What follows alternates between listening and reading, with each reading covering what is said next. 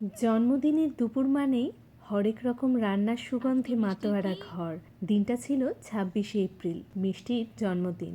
মিষ্টির বিশেষ দিন, আর ওর মুখের হাসি যেন আমাদের সব আয়োজনকে সার্থক করে তুলেছিল। সেদিন দুপুরের আয়োজনে ছিল সাদা ভাত, বাসন্তী পোলাও, ৫ রকমের ভাজা, ভেজ মুগের ডাল, ফুলকপি, পনির, চিকেন কষা, চাটনি, আর সেই সাথে মিষ্টির প্রিয় পায়েস আর দই।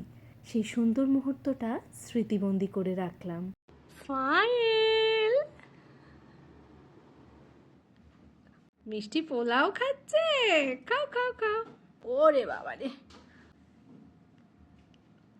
মিষ্টি কেমন হয়েছে? ভালো, আচ্ছা খাও খাও। আজকে মিষ্টির কি? হ্যাঁ,